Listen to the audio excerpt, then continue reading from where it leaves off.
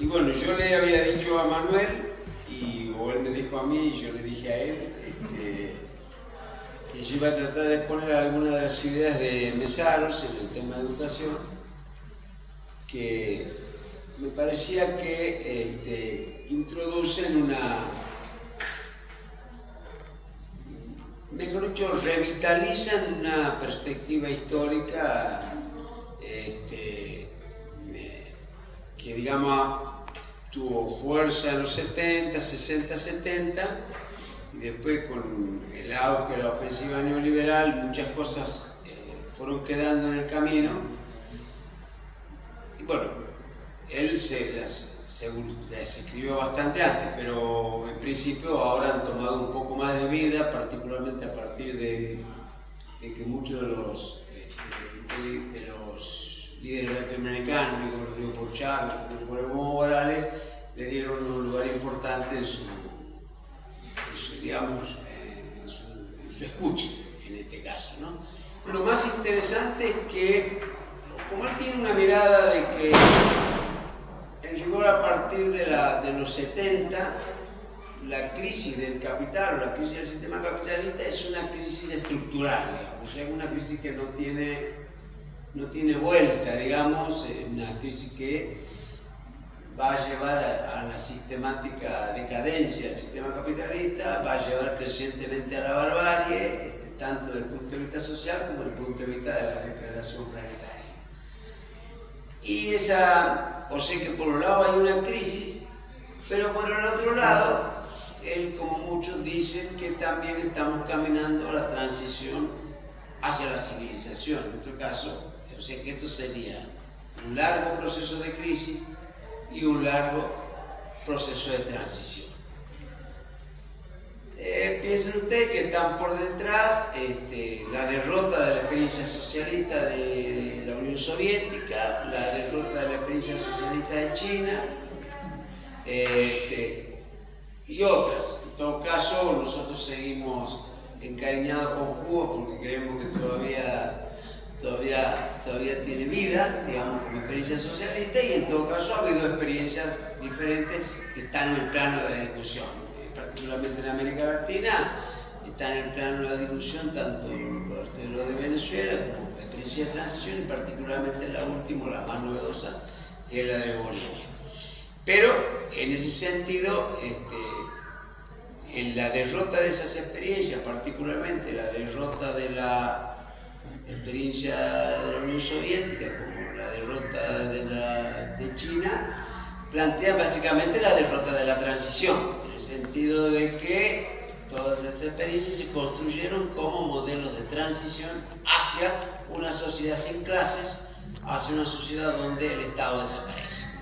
Digamos, Entonces, pero lo que ha habido son dos experiencias concretas, digo, por la Revolución Rusa y la Revolución China, pero después, a partir de ahí,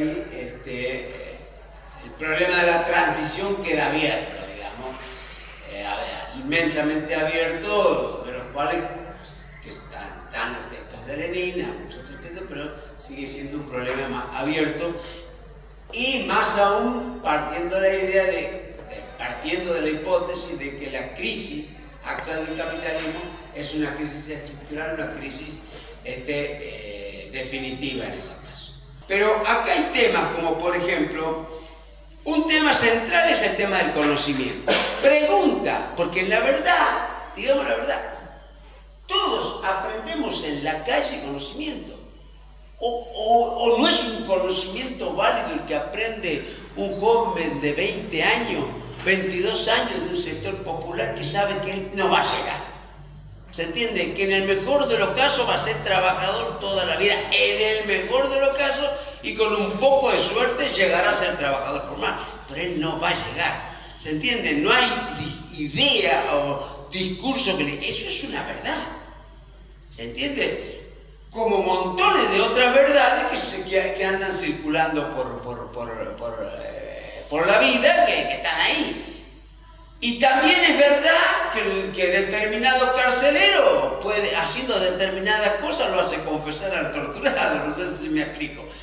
Verdades hay a patadas. El problema es cómo se articulan el conjunto de verdades en un proceso de dominación o cómo se articula el proceso de verdad en un conjunto, en un proceso de emancipación. ¿Se entiende? Ahí es donde, digamos, las verdades parciales pueden ser parte de una totalidad u otra totalidad en este caso. Entonces, lo que hace, bueno, hasta el gobierno lo hace.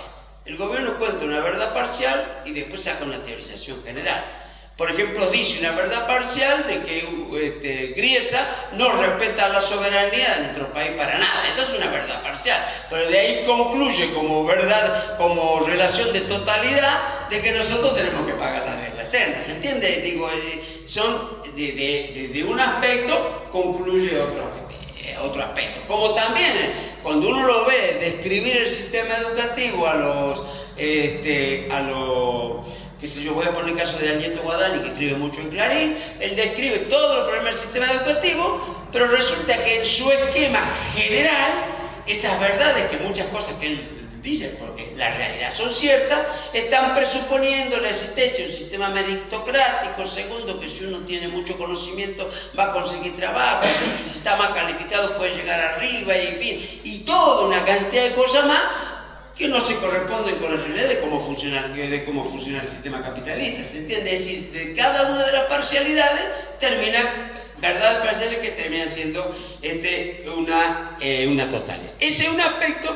Y el segundo aspecto, esto lo digo en relación a lo que dice Paracelso, que en la realidad, esto es como el conocimiento.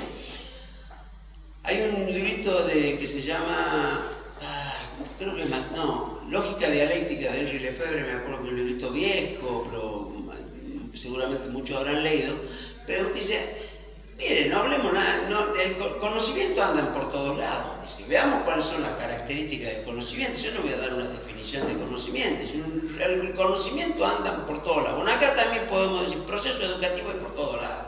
La mamá educa, el proceso educativo hay por todos lados. Esa es la primera. La cuestión es qué tienen que ver esos diferentes procesos educativos que andan por todos lados con el proceso de educación formal que recibimos en las instituciones educativas, donde evidentemente el nivel de abstracción y conceptual es más alto, de manera que puede ser que ese nivel de abstracción de ese conocimiento pueda adquirir un valor crítico sobre el existente o pueda adquirir un valor legitimador, pero no es lo suficientemente abstracto como para plantear la historicidad del orden capitalista. Bueno, entonces, desde ese punto de vista, bueno, entonces aparece esta relación. Aquí, más aún, él dice una cosa que me parece notable y se afirma en Gramsci en esto. Él dice, resulta que reivindicar como único lugar de educación el sistema de educación formal termina siendo una visión elitista, termina siendo una visión excluyente. Parecería que el único lugar donde se aprende es solamente en la escuela formal, dice él. Y entonces, como si fuera que en los otros lugares ni se piensa, ni se aprende. Entonces él cita ahí con mucha fuerza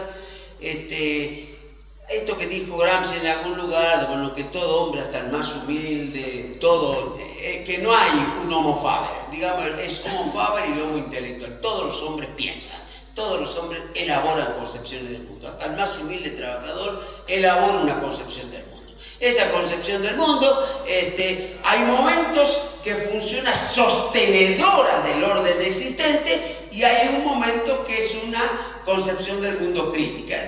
Como diciendo, en las personas están las dos, está la contradicción. Por eso que en los momentos de crisis de masas se produce justamente una movilización de los aspectos de esa concepción del mundo mucho más crítica, más progresista, y que son momentos de corto tiempo, pero también a su vez, cuando hay una ofensiva del capital y cuando el sistema más o menos funciona, también aparece estos profesores que tienen estas concepciones, estas visiones del mundo mucho más retrógradas. Es decir, como diciendo, esto no es una cosa estática, y esto es muy importante, porque inclusive liga, ¿se entiende?, la visión que elaboran los sectores populares, los trabajadores y demás, a la perspectiva de masa, a la perspectiva del colectivo, y en esto dice, realmente la concepción de Gramsci era realmente profundamente, en este caso profundamente democrática, ¿no? Bueno, entonces, acá está funcionando esta idea aprendizaje, el aprendizaje de la propia vida. Digamos, nuestra propia vida tiene una dimensión que es del aprendizaje. O dicho en otra forma, la vida social y política, dicho una dimensión pedagógica. Esto también lo dijo Paulo Freire, se lo dijo muchísimas veces en el sentido de tratar de no acorralar la educación exclusivamente en el sistema educativo formal. Desde ese punto de vista, la tarea principal es la generación de la contrainternalización. Acá es donde tiene tanta razón la contrainternalización. Es decir, la generación de conceptos, ideas que permitan cuestionar justamente todos esos procesos de aprendizaje, todas esas enseñanzas, todas esas verdades parciales que se enseñan fuera del sistema educativo formal. Acá yo también no quiero dejar de hacer referencia a esto, que a veces uno, visto en el tiempo, uno lo tiene que mirar. Nosotros tenemos esto, en rigor él lo dice de un escritor filipino, pero yo lo traigo para acá, para nuestra experiencia, que decimos, bueno, miren, hay una diferencia entre colonialismo y neocolonialismo. ¿Cuál es la diferencia? Bueno, el colonialismo, cuando vos vivís en una colonia, directamente la potencia que te domina elige todo, ¿se entiende? Elige el gobierno, pone todo. En cambio, en el caso del neocolonialismo, no. Se supone que el país neocolonizado, digamos, tiene una determinada estructura, organiza su economía y su sociedad en función de la otra, pero tiene una cuota propia de decisión. Elige sus autoridades, tiene un parlamento, en fin, no lo digitan de allá, ¿se entiende? En todo caso, el de allá tiene que intervenir en la vida interna del propio país para poder lograr de que ese país a su vez siga estando subordinado al país dominante. Pero lo que sí es cierto es que la estructura colonial, desde el punto de vista intelectual y cultural, no desaparece.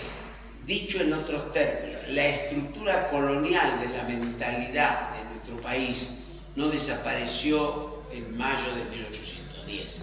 ¿Se entiende? Es decir, las estructuras coloniales ideológicas necesariamente tienen que ser trabajadas con mucha fuerza. Esto particularmente en nuestros países y en América Latina lo hacen visible los pueblos originarios, porque son los pueblos originarios los que sí a uno lo ven y lo visualizan y dicen, piensa como un colonizado, aunque no, ¿se entiende? Aunque este sea un país que se independizó desde el punto de vista que es un país neo-independiente, digamos, o de una dependencia o es neocolonial, digamos, no es, ¿sí? Pero tiene una mentalidad colonizada.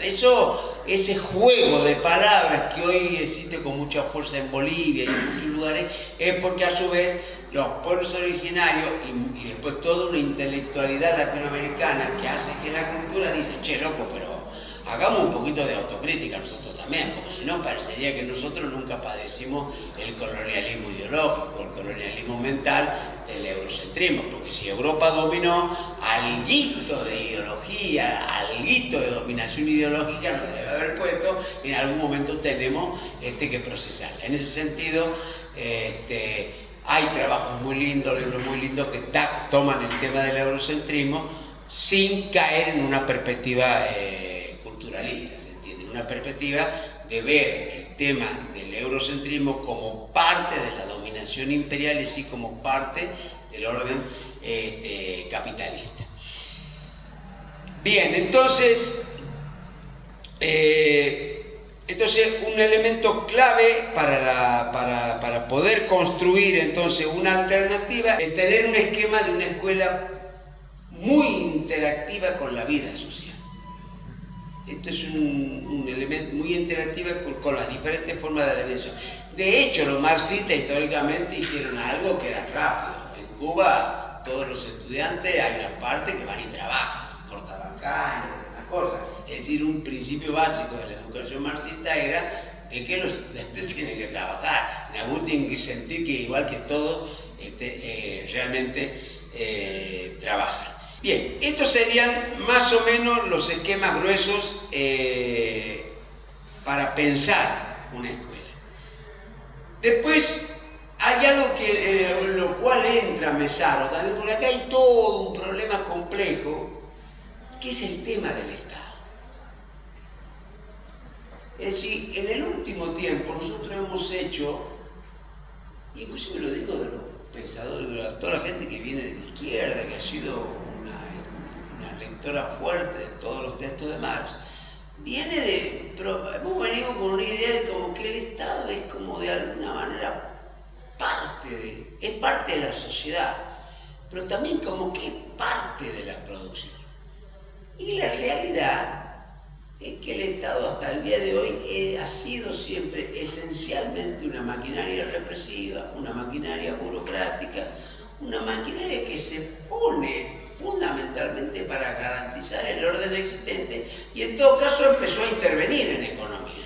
Pero interviene en economía con un criterio muy claro, interviene en economía en función de las clases dominantes, no interviene en otro sentido. Entonces la pregunta es, está bien, cuando uno discute el tema de la transición, dice, bueno, y ahora en América Latina que decimos, bueno, hay que tratar de llegar al gobierno del Estado y después, una vez en el gobierno, tratar de convertirse en poder. En ese marco de eso, iniciar un proceso de transformación educativa. Pero ahí aparece, bueno, pero ¿a dónde? ¿Esa educación para qué? ¿A dónde quiere llegar? ¿Se entiende lo que quiero decir? ¿A dónde quiere llegar esa educación? ¿Qué es lo que quiere hacer? ¿Qué tipo de individuo quiere construir o gestar? ¿Qué tipo de realidad quiere promover? Y a su vez, en ese largo proceso de transición, ¿cómo debe ser el Estado? ¿Se entiende lo que dice? Porque hay una parte que sí hace el Estado boliviano. Ustedes saben que los enemigos de la revolución boliviana no les interesa la democracia. En rigor ellos no quieren la democracia porque ellos quieren que les devuelvan la tierra que le han sacado o quieren que le devuelvan las empresas que le quitaron. Lo mismo que los enemigos de la revolución cubana no quieren la democracia, en rigor quieren que Cuba caiga y se privatice de vuelta y los que eran dueños de algo vuelvan a recuperar lo que tenían. Es decir, es mentira que a la burguesía le interesa la democracia. La burguesía no le interesa la democracia. Este es el primer punto. Y en todo caso, la democracia es un procedimiento que ha venido usando la burguesía desde el Estado para tratar de negociar con los sectores populares, pero nada más de eso. Hasta ahora la democracia que viene del orden capitalista no ha sido más que eso. Si alguien en algún lugar es más extendida, más generosa, más cosas, pero no ha sido más que eso. Cuando se producen los procesos revolucionarios, inmediatamente las fuerzas revolucionarias tienen un problema. Las fuerzas reaccionarias los quieren derrocar. Es así, no se someten, aunque las fuerzas revolucionarias sean mayoría, no se someten, no quieren derrocar. Entonces, una parte de la tarea del Estado es, obviamente, y de la educación, es denunciarlo, decir lo que hacían, negarlo, pero la otra parte de la cuestión es empezar a trabajar la propuesta alternativa, no solamente en el plano del Estado, sino también no solamente en el plano de la educación, sino también en el plano del Estado. Y acá donde adquiere fuerza este tema de lo que sería la democratización. ¿Qué es la democratización? Que realmente la democracia se convierta en una herramienta de los trabajadores para que puedan ir implementando sus proyectos y a su vez tener a raya a lo que realmente, que por un tiempo bastante largo te quieren voltear, porque esa es la realidad, ¿no? Uno no se puede hacer ninguna fantasía. Entonces, desde ese punto de vista, este es un tema que hay que trabajar en la transición. Ahora, hay dos cosas o tres que dice Mesaro en este sentido que es importante. Entonces, él trabaja mucho con la importancia de la idea. Primero, esta es una idea de Marx que está en la crítica al programa Gotha, donde habla de los productores libremente asociados. Digamos, ¿a dónde querríamos llegar nosotros? A un lugar, digamos, como en una fábrica recuperada. Los que trabajamos en la fábrica recuperada, estamos ahí, voluntariamente decidimos la producción, el orden, toda una serie de características, cuánto nos quedamos, cuánto se invierte, demás cosas, y eso lo hacemos con absoluta libertad y con absoluta voluntad. Ese modelito de la fábrica recuperada debería ser el modelo del orden social. En ese modelito de la fábrica recuperada que estoy planteando, existe la autogestión, fundamentalmente, existe que la persona tiene un gran poder de autocontrol, y bueno, y en ese sentido entonces la educación se convierte en un elemento principal.